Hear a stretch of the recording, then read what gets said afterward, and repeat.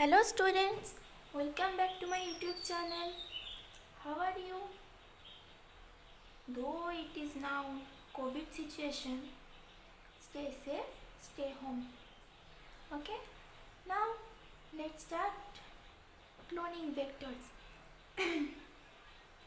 You know that plasmid and bacteriophages have the ability to replicate within bacterial cells independent of the control of chromosomal DNA. So, the following are the features that are required to facilitate cloning into a vector. First thing is origin of replication, that is ORI. This is the sequence from where replication starts, and any piece of DNA when linked to this sequence can be made to replicate within the host cells. The sequence is also responsible for controlling the copy number of the linked DNA. So if one wants to recover many copies of the largest DNA, it should be cloned in a vector whose origin support high copying. Okay. Then selectable marker. In addition to ORI, the vector requires a selectable marker which helps in identifying and elimination non-transformants and selectively permitting the growth of the transformants. So transformation is a procedure through which a piece of DNA is introduced in a host bacterium. Okay. Normally the genes encoding resistance to antibiotics such as ampicillin, chloramphenicol, tetracycline or kanamycin etc. are considered useful selectable markers for E. coli. The normal E. coli cells do not carry resistance against any of these antibiotics. Then third point is cloning sites. In order to link the LNDNA, the vector needs to have very few, preferable single recognition sites for the commonly used restriction enzymes. And the ligation of LNDNA is carried out a restriction site present in one of the two antibiotic resistance genes. And you can ligate a foreign DNA at the BAMH1 site of tetracycline resistant gene in the vector PBR322. So, a cloning vectors is PBR322 have two cloning sites. One is ampicillin or tetracycline, and the diagram is most important. Then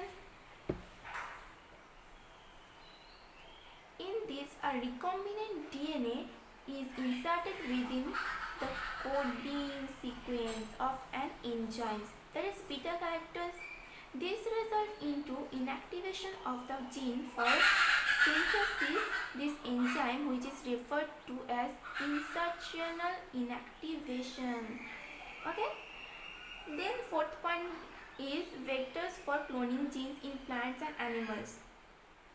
So for example, Agrobacterium tumefaciens, a pathogen of several dicot plants, is able to deliver a piece of DNA known as tDNA to transform normal plant cells into a tumor and direct these tumor cells to produce the chemicals required by the pathogen. Similarly, retrovirus in animals have the ability to transform normal cells into cancerous cells. Okay, the tumor-inducing TI plasmid of Agrobacterium tumefaciens has now been modified into a cloning vector which is no more pathogenic. Similarly, retrovirus have also been deserved and are now used to deliver desirable genes into animal cells.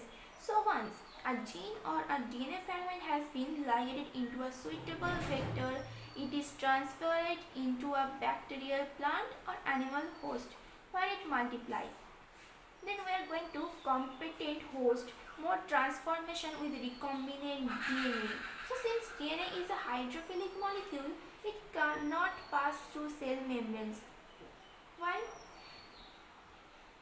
This in order to force bacteria to take up the plasmid, and bacterial cells must first be made competent to take up DNA. So this is done by treating them with a specific concentration of a divalent cation such as calcium, which increase the efficiency with which DNA enters the bacteria through port into its cells. Okay. Then recombinant DNA on ice followed by placing them briefly at 42 degrees Celsius heat shock and then putting them back on ice. This enables the bacteria to take up the recombinant DNA. This is not the only way to introduce alien DNA into host cell. In a method known as microinjection. Similarly, suitable for plants, cells are bombarded with high velocity microparticles of gold or tungsten coated with DNA in a method known as biolistics or gene. And the last method uses disarm pathogen vectors.